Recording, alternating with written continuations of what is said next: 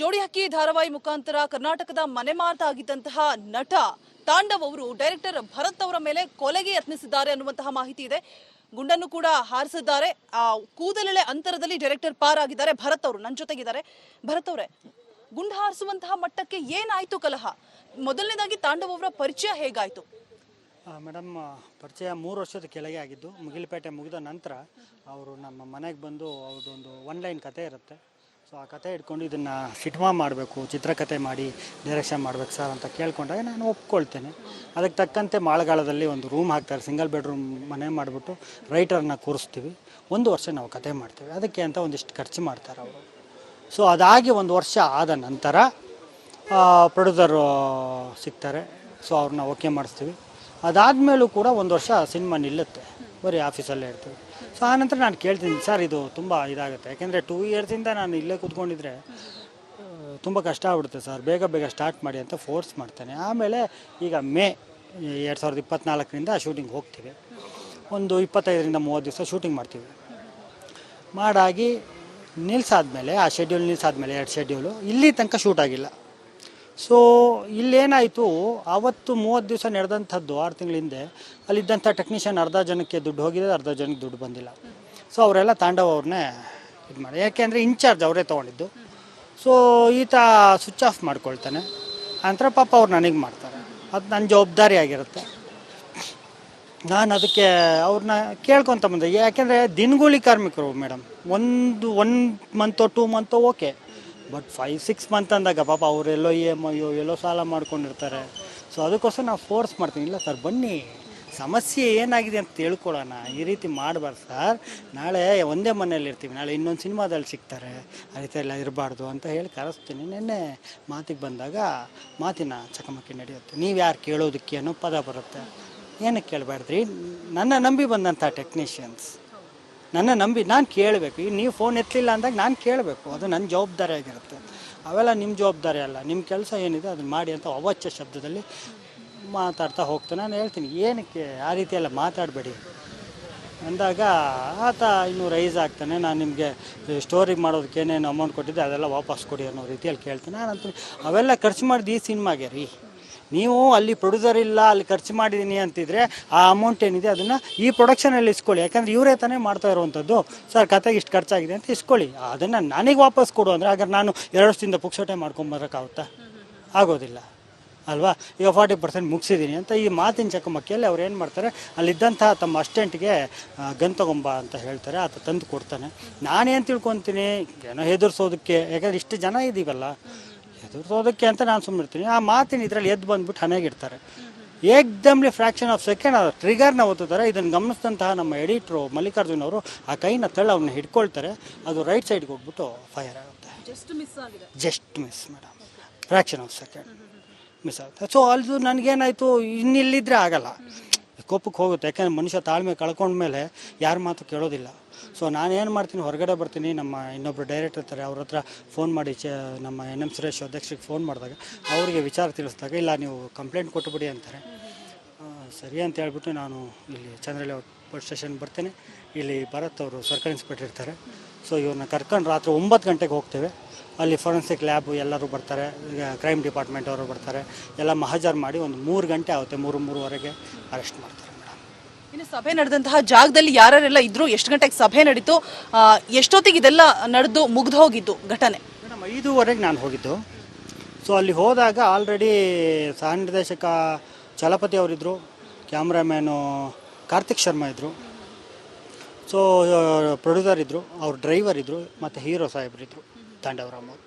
So ಹೋಗಿ ಕುತ್ಕೊಳ್ತೀನಿ. ಅದಾದಮೇಲೆ editor ಬಂದರು ಲಾಸ್ಟಿಗೆ. ಪಾಪ ಅವರು ಬರಲ್ಲ ಅಂತಿದ್ರು, ಏನೋ ಇವರು ಅರ್ಜೆಂಟಾಗಿ ಕರೆದ್ರು. ಯಾಕಂದರೆ ಇವ್ರನ್ನೆಲ್ಲ ಕರೆಸಿದ್ದಾರೆ ಅಂತಲೂ ನಂಗೆ ಗೊತ್ತಿಲ್ಲ, ಅವಶ್ಯಕತೆ ಇರಲಿಲ್ಲ, ಅವಶ್ಯಕತೆನೇ ಇಲ್ಲ. ಮ್ಯಾಟ್ರ್ ಏನಿದೆ ಅವ್ರನ್ನೆಲ್ಲ ಕರೆಸಿ ಕೂರಿಸುವಂಥದ್ದು ಏನಿರಲಿಲ್ಲ.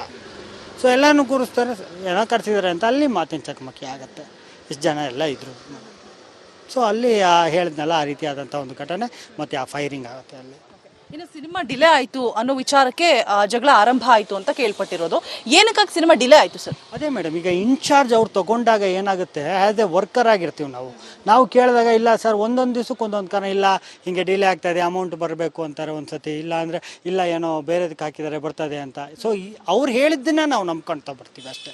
ಯಾಕೆಂದರೆ ಈಗ ನಾನು ನೇರವಾಗಿ ಪ್ರೊಡ್ಯೂಸರ್ಗೆ ಟಚ್ಚಲ್ಲಿದ್ದರೆ ಅದು ನನ್ನ ಹ್ಯಾಂಡ್ ಓವರ್ ಆಗುತ್ತೆ. ಸೊ ಇದು ಇವ್ರ ಮುಖಾಂತರವಾಗಿ ಬರ್ತಾ ಇದ್ದಿದ್ದರಿಂದ ಇವ್ರು ಹೇಳಿದ್ನೇ ನಾವು ಮಾಡಬೇಕು. ಸುಮ್ಮನೆ ತಳ್ಕೊಂಬಂದರು. ಯಾಕಂದ್ರೆ ನಮಗೂ ಈ ಕಡೆ ಒಂದು ಸಿನಿಮಾ ಅಂದಾಗ ಚೆನ್ನಾಗಿ ಮಾಡಬೇಕು, ಮತ್ತು ಆ 3 ವರ್ಷದ ಒಂದು ಬಾಂಧವ್ಯ ಇರುತ್ತೆ. ಆಯ್ತು ಬನ್ನಿ ಮಾಡೋಣ ಅಂತ. ಅಲ್ಲ, ನಂಗೆ ಒಂದು ಡೌಟ್ ಏನಪ್ಪಾ ಅಂದರೆ ಅವರು ಪ್ರೊಡ್ಯೂಸರ್ನ ದುಡ್ಡು ಕೇಳಬೇಕು, ನಿಮ್ಮನ್ನು ಯಾಕೆ ಕೇಳಿದ್ರು ಅಂತ. ಅದನ್ನೇ ನಾನು ಅನ್ನೋದು. ಈಗ ನೀವು ಖರ್ಚು ಮಾಡಿರೋದು ಈಗ ವೈಯಕ್ತಿಕ ಅಲ್ಲ ಅದು. ಈಗ ನೀವು ನನಗೇನೋ ಅಣ್ಣ ತಮ್ಮನೋ ಅಥವಾ ಫ್ರೆಂಡು ಅಲ್ಲ. ನೀವು ಒಬ್ಬ ವರ್ಕರಾಗಿ ಬಂದವರು, ಒಬ್ಬ ನಟನಾಗಿ, ಒಬ್ಬ ನಿರ್ದೇಶಕನ ಬಂದು ನಿಮ್ಮ ಕಥೆಯನ್ನು ಚಿತ್ರಕಥೆಯಾಗಿ ಅದನ್ನು ನಿರ್ದೇಶನ ಮಾಡೋದಕ್ಕೆ ನನ್ನ ಹತ್ರ ಬಂದವರು. ಅದಕ್ಕೆ ಸಂಬಂಧಪಟ್ಟಂಗೆ ನಾನು ರೈಟರ್ಸ್ನ ಇಟ್ಕೊಂಡು ವರ್ಷಗಟ್ಟಲೆ ಕಷ್ಟಪಟ್ಟು ಮಾಡಿದ್ದೀನಿ. ಅದಕ್ಕೆ ತಗುಲುವಂತಹ ರೂಮ್ ರೆಂಟ್ ಇರ್ಬೋದು, ಊಟ ಇರ್ಬೋದು, ಖರ್ಚಿರ್ಬೋದು, ಸ್ಯಾಲ್ರೀಸ್ ಇರ್ಬೋದು. ಯಾಕೆಂದರೆ ಪ್ರತಿಯೊಬ್ಬರು ಜೀವನ ಇರುತ್ತೆ. ಯಾಕೆಂದರೆ ನಾವು ಇದರಲ್ಲೇ ಜೀವನ ಮಾಡುವಂಥವ್ರು. ಸೊ ಅದನ್ನೆಲ್ಲ ಮಾಡ್ಕೊಂಡು ಅದು ಒಂದು ಪ್ರೋಸೆಸ್ ಅದು. ಸೊ ಆ ದುಡ್ಡನ್ನು ಪ್ರೊಡ್ಯೂಸರ್ ಇಲ್ವಾ, ಪ್ರೊಡ್ಯೂಸರ್ ಆದ ತಕ್ಷಣ ಅವ್ರಿಗೆ ಹೇಳಬೇಕು, ಸರ್ ಈ ಕತೆಗೆ ನಾನು ಇಷ್ಟು ಖರ್ಚು ಮಾಡಿದ್ದೇನೆ, ಈ ಕತೆಗೆ ಮಾಡಿ ಅಂತ. ಸೊ ಅದು ನನಗೆ ಯಾಕೆ ಕೇಳಿದ್ರು, ಏನು ಅವಿವೇಕ್ತನದಲ್ಲಿ ಕೇಳಿದ್ರ ಅಥವಾ ಗೊತ್ತಿಲ್ಲದಲ್ಲೇ ಕೇಳಿದ್ರೆ ಅದು ನನಗಂತೂ ಅರ್ಥ ಆಗ್ತಾ ಇಲ್ಲ. ಅದನ್ನು ಪ್ರಶ್ನೆಯಾಗೇ ಉಳಿದಿದೆ ನನಗೆ. ಜೋಡಿ ಹಕ್ಕಿ ಧಾರಾವಾಹಿ ಮುಖಾಂತರ ಕರ್ನಾಟಕದ ಮನೆ ಮಾತಾಗಿದ್ದಂತಹ ನಟ ತಾಂಡವ್ ಅವರು ಡೈರೆಕ್ಟರ್ ಭರತ್ ಅವರ ಮೇಲೆ ಕೊಲೆಗೆ ಯತ್ನಿಸಿದ್ದಾರೆ ಅನ್ನುವಂತಹ ಮಾಹಿತಿ ಇದೆ. ಗುಂಡನ್ನು ಕೂಡ ಹಾರಿಸಿದ್ದಾರೆ. ಕೂದಲೆಳೆ ಅಂತರದಲ್ಲಿ ಡೈರೆಕ್ಟರ್ ಪಾರಾಗಿದ್ದಾರೆ. ಭರತ್ ಅವರು ನನ್ನ ಜೊತೆಗಿದ್ದಾರೆ. ಭರತ್ ಅವರೇ, ಗುಂಡು ಹಾರಿಸುವಂತಹ ಮಟ್ಟಕ್ಕೆ ಏನಾಯ್ತು ಕಲಹ? ಮೊದಲನೇದಾಗಿ ತಾಂಡವ್ ಅವರ ಪರಿಚಯ ಹೇಗಾಯ್ತು? ಮೇಡಮ್, ಪರಿಚಯ 3 ವರ್ಷದ ಕೆಳಗೆ ಆಗಿದ್ದು. ಮುಗಿಲಪೇಟೆ ಮುಗಿದ ನಂತರ ಅವರು ನಮ್ಮ ಮನೆಗೆ ಬಂದು ಅವ್ರದ್ದೊಂದು 1 ಲೈನ್ ಕತೆ ಇರುತ್ತೆ. ಸೊ ಆ ಕತೆ ಇಟ್ಕೊಂಡು ಇದನ್ನು ಸಿನಿಮಾ ಮಾಡಬೇಕು, ಚಿತ್ರಕಥೆ ಮಾಡಿ ಡೈರೆಕ್ಷನ್ ಮಾಡಬೇಕು ಸರ್ ಅಂತ ಕೇಳ್ಕೊಂಡಾಗ ನಾನು ಒಪ್ಕೊಳ್ತೇನೆ. ಅದಕ್ಕೆ ತಕ್ಕಂತೆ ಮಾಳಗಾಳದಲ್ಲಿ ಒಂದು ರೂಮ್ ಹಾಕ್ತಾರೆ, ಸಿಂಗಲ್ ಬೆಡ್ರೂಮ್ ಮನೆ ಮಾಡಿಬಿಟ್ಟು ರೈಟರ್ನ ಕೂರಿಸ್ತೀವಿ. 1 ವರ್ಷ ನಾವು ಕತೆ ಮಾಡ್ತೀವಿ. ಅದಕ್ಕೆ ಅಂತ ಒಂದಿಷ್ಟು ಖರ್ಚು ಮಾಡ್ತಾರೆ ಅವರು. ಸೊ ಅದಾಗಿ 1 ವರ್ಷ ಆದ ನಂತರ ಪ್ರೊಡ್ಯೂಸರು ಸಿಗ್ತಾರೆ. ಸೊ ಅವ್ರನ್ನ ಓಕೆ ಮಾಡಿಸ್ತೀವಿ.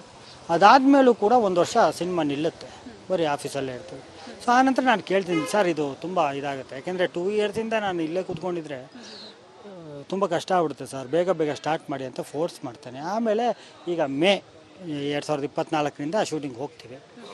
ಒಂದು 25ರಿಂದ 30 ದಿವಸ ಶೂಟಿಂಗ್ ಮಾಡ್ತೀವಿ.